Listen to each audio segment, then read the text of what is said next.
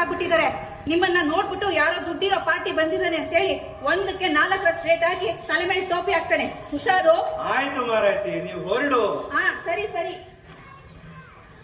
ಹಂಗೆ ರೀ, ಮತ್ತಿದ್ದೆ ಈ ಉಪ್ಪಿನಕಾಯಿ ಡಬ್ಬಿನ 3ನೇ ಶೆಲ್ಫ್ ಅಲ್ಲಿ ಕಾಫಿ ಪುಡಿ ಇದೆಯಲ್ಲ ಅದ್ರ ಪಕ್ಕದಲ್ಲಿ ಇಟ್ಟಿದ್ದೀನಿ, ಬೇಕಾದಾಗ ಹಾಕೊಳ್ಳಿ. ಆಯ್ತಾ? ಆಯ್ತು. ಸರಿ ಸರಿ. ಹೊರಟೆ. ಹುಷಾರು ಜೋಪಾನ. ಹೀಗೆ ನನ್ನ ಹೆಂಡತಿ ಪ್ರತಿ ಸಲ ತವ್ರ ಮನೆಗೆ ಹೋಗ್ಬೇಕಾದ್ರು ನನ್ನ ತಲೆ ಒಳಗೆ ಕೈ ಹಾಕಿ ಮೆದುಳನ್ನ ಚೆನ್ನಾಗಿ ಕಲಿಸ್ಬಿಡ್ತಾಳೆ. ಅದನ್ನ ಅಲ್ಲಿಟ್ಟಿದ್ದೀನಿ, ಇದನ್ನ ಇಲ್ಲಿಟ್ಟಿದ್ದೀನಿ, ಅಡಿಗೆ ಮನೆ ನೀಟಾಗಿ ಇಟ್ಕೊಳ್ಳಿ, ಪಾತ್ರೆಗಳನ್ನ ಚೆನ್ನಾಗಿ ತೊಳೆದಿಡಿ ಅಂತ. ಎಲ್ಲ ಸರಿ, ಪಾತ್ರೆಗಳನ್ನ ದಿನ ಯಾಕೆ ತೊಳಿಬೇಕು? ಸೋಪು ನೀರು ಟೈಮು ಎಲ್ಲ ವೇಸ್ಟ್. ಪಾತ್ರೆ ಹೊರಭಾಗ ಕ್ಲೀನ್ ಆಗಿದ್ರೆಷ್ಟು ಬಿಟ್ರೆಷ್ಟು, ಪಾತ್ರೆ ಒಳಭಾಗ ಕ್ಲೀನ್ ಮಾಡ್ಕೊಂಡ್ರೆ ಸಾಕಲ್ವೇ? ನಾವು ತಿನ್ನೋ ಆಹಾರದ ರುಚಿಗೂ ಪಾತ್ರೆ ಹೊರಭಾಗ ತೊಳತಳ ಅಂತ ಹೊಳೆಬೇಕು, ಏನಾದ್ರೂ ಸಂಬಂಧ ಇದೆಯಾ? ಹೋಗ್ಲಿ, ಹೆಲ್ತ್ ಇನ್ಸ್ಪೆಕ್ಟರ್ ನಮ್ಮ ಮನೆಯೊಳಗೆ ಬಂದು ಇವನ್ನೆಲ್ಲ ಥರೋ ಚೆಕಪ್ ಮಾಡಿ ಸರ್ಟಿಫಿಕೇಟ್ ಕೊಡ್ತಾನ. ಇನ್ನ ಸಾಂಬಾರ್ ವಿಚಾರಕ್ಕೆ ಬರೋದಾದ್ರೆ, ಯಾರ ದಿನ ಬೆಳಗ್ಗೆ ಎದ್ದು ಬೆಳೆ ಬೇಯಿಸಿ ಉಪ್ಪು ಖಾರ ಹಾಕಿ ಅದಕ್ಕೆ ಒಗ್ಗರಣೆ ಕೊಡ್ತಾರೆ ಹೇಳಿ? ಅದ್ರ ಬದಲು ಒಂದು 4-5 ಜನಕ್ಕೆ ಆಗುವಷ್ಟು ಒಟ್ಟಿಗೆ ಸಾಂಬಾರು ಮಾಡಿಟ್ರೆ ಆಗಲ್ಲ ಅನ್ನತ್ತೀಯೇ? ಅಡಿಗೆ ವಿಚಾರವಾಗಿ ಇಂತಹ ಅತ್ಯದ್ಭುತ ಪರಿಕಲ್ಪನೆಗಳು ಹತ್ರ ಸಾಕಷ್ಟಿವೆ. ಇದನ್ನೆಲ್ಲ ನಾನು ಹೆಂಗಸರ ಹತ್ರ ಹೇಳಕ್ ಹೋದ್ರೆ ಈ ಪರಿಕಲ್ಪನೆಗಳನ್ನ ಅವರು ಸ್ತ್ರೀ ಸ್ವಾತಂತ್ರ್ಯದ ಹಲವು ವಿಧಾನಗಳು ಅಂತ ಪರಿಗಣಿಸನೆ, ಛೇ ಇಂಥ ಅನಾಗರಿಕ ಅಭಿರುಚಿಯ ಹೋಗಿ ಕತೆಗಾರ ಅಂತೀವಲ್ಲ ಅಂತ ಆಶ್ಚರ್ಯ ಪಡ್ತಾರೆ. ಇನ್ನ ಗಂಡಸರ ಹತ್ರ ಹೇಳಕ್ ಹೋದ್ರೆ ಎಲ್ಲಿ ತಮ್ಮ ಮನೆ ಹೆಂಗಸರಿಗೆ ಹೆಚ್ಚು ಬಿಡಿಸಿಟ್ಬಿಡ್ತಾವನ್ನ ಕಾರಣಕ್ಕೆ ಕಿವಿ ಮೇಲೆ ಹಾಕೊಳ್ಳಲ್ಲ. ನಮ್ಮ ದೇಶ ಮುಂದುವರೆದಕ್ಕೆ ಮುಖ್ಯ ಕಾರಣ ಈ ನಮ್ಮ ಜನರ ಸಂಪ್ರದಾಯ ನಿಷ್ಠೆ. ಅದು ಶುರುವಾಗೋದೇ ಅಡಿಗೆ ಮನೆ. ಕ್ರಾಂತಿಕಾರಕ ವಿಚಾರಗಳು ಹೋದ್ರೆ ನಮ್ಮ ಜನ ಮೂಗ್ ಮುರಿತಾರ್ರಿ. ಏನೇ ಹೇಳಿ, ನನ್ನ ಹೆಂಡತಿ ಇವತ್ತು ಊರಿಗೆ ಹೋಗಿದ್ದಾನೆ.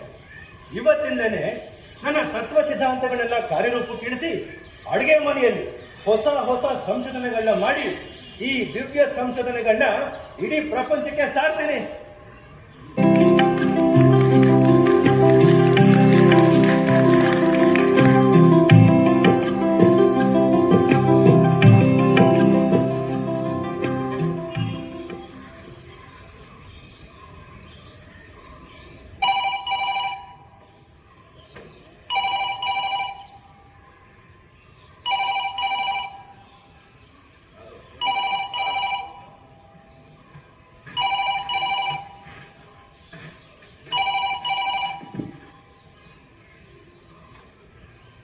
ಹಲೋ, ಯಾರು ಮಾತಾಡೋದು?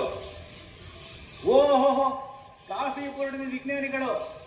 ಏನ್ ಸಮಾಚಾರ, ಹೇಗಿದ್ದೀರಾ? ಅಲ್ಲ, ಊರಲ್ಲಿ ಇದ್ದೀರಾ ಅಂತ ಕೇಳಿದೆ. ಅಯ್ಯೋ, ಒಲೆ ಮೇಲೆ ಹಾಲಿಟ್ಟಿದ್ದಾರಪ್ಪ, ಸುಟ್ಟು ವಾಸನೆ ಬರ್ತಿದೆ.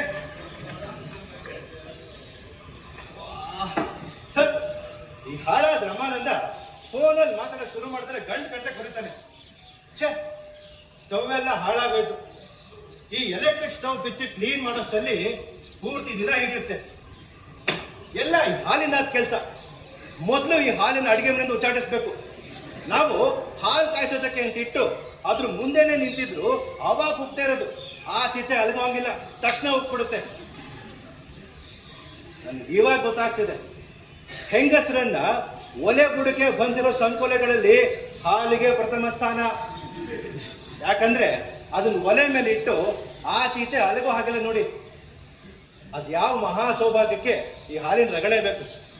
ಹೇಗಿದ್ರು ಅನ್ನ ಸಾರು ಊಟ ಮಾಡ್ತೀನಲ್ಲ, ಅದನ್ನೇ ಒಂದು 4 ತುತ್ತು ಜಾಸ್ತಿ ತಿಂದ್ರೆ ಆಯ್ತಪ್ಪ. ಈ ಊಟಕ್ಕೆ ಮಜ್ಜಿಗೆ ಮೊಸರು ಇಲ್ದಿದ್ರೆ ಏನು ಪ್ರಾಣ ಹೋಗುತ್ತಾ? ಆದ್ರೂ ಈ ಸರ್ಕಾರದವರು ಡ್ರಿಂಕ್ಸ್ ಸಿಗರೆಟ್ ಪ್ಯಾಕೆಟ್ ಮೇಲೆ, ಆಮೇಲೆ ಈ ಡ್ರಿಂಕ್ಸ್ ಬಾಟ್ಲಿಗಳ ಮೇಲೆ ಎಚ್ಚರಿಕೆ ಚೀಟಿ ಅನ್ಸಿರೋ ಹಾಗೆ ಇನ್ಮೇಲೆ ಹಾಲಿನ ಪ್ಯಾಕೆಟ್ ಮೇಲೆ ಹ್ಯಾಂಡಲ್ ವಿತ್ ಕೇರ್ ಅನ್ನೋ ಸೂಚನೆ ಹಾಕೋದು ಒಳ್ಳೇದು. ಅದೇನೋ ಹೇಳ್ತಾರಲ್ಲ, ಪ್ರಥಮ ಚುಂಬನಂ ದಂತ ಭಗ್ನಂ ಅನ್ನೋ ಹಾಗೆ ನಾನು ಪ್ರಯೋಗ ಮಾಡಕ್ ಕೊಟ್ಟು ಮೊದಲ ದಿನನೇ ಹೀಗಾಯ್ತಲ್ಲ. ಏನೇ ಆಗ್ಲಿ, ಪ್ರಯೋಗ ಮಾತ್ರ ನಿಲ್ಲಿಸಬಾರ್ದು. ತೇಜಸ್ವಿ, ತೇಜಸ್ವಿ, ತೇಜಸ್ವಿ, ಮನೇಲಿ ಇದೆಯಾ? ಓಹ್ ರಾಮಾನಂದ, ಬರ ಕೂತ್ಕೋ. ಏನಯ್ಯ ನಿನ್ ಫೋನು? ಹಲೋ, ಆ ಡಿಪಾರ್ಟ್ಮೆಂಟ್ ಆಗಿ ಸ್ವಲ್ಪ ಸರಿ ಮಾಡಿಸ್ಬಾರ್ದ? ಮಾತಾಡ್ದಂಗೆ ಕಟ್ಟಾಗೋಯ್ತು. ಅದಕ್ಕೆ ಏನಾಯ್ತೋ ಏನೋ ಅಂತ ನಾನೇ ದೇಶ ಬಂದ್ಬಿಟ್ಟೆ. ಫೋನ್ಗೆ ಏನು ಆಗಿಲ್ಲ ಕಣೋ.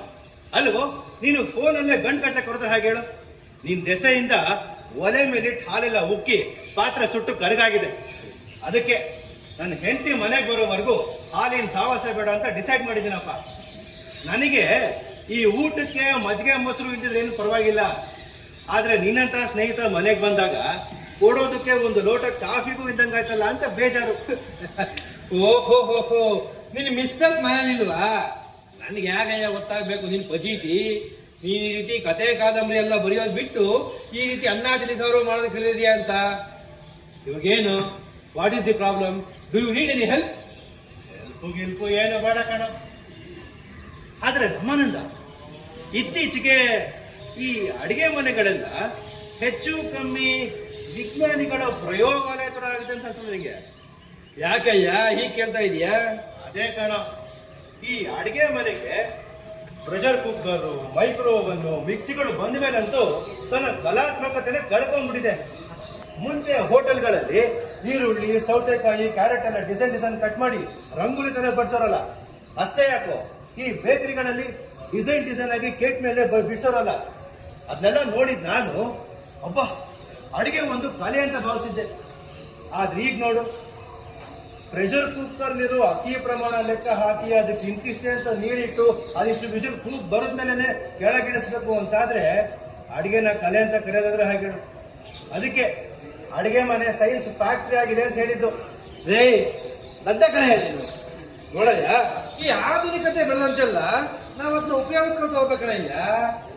ನಮ್ಮ ಕೆಲಸನೇ ಈಸಿ ಆಗುತ್ತೆ, ಟೈಮು ತುಂಬಾ ಸೇವ್ ಆಗುತ್ತೆ. ನೋಡಯ್ಯ, ನೀನು ಈ ಅಡಿಗೆ ಮನೆಗೆ ಬಂದಿರೋ ಹೊಸ ಹೊಸ ಪರಿಕರಗಳನ್ನ ಉಪಯೋಗಿಸ್ಕೊಂಡು ಅಡಿಗೆ ಮಾಡೋದು ಕಲಿಯೋ. ನಿಂಗೆ ಚೆನ್ನಾಗಿ ಗೊತ್ತು. ನನಗೆ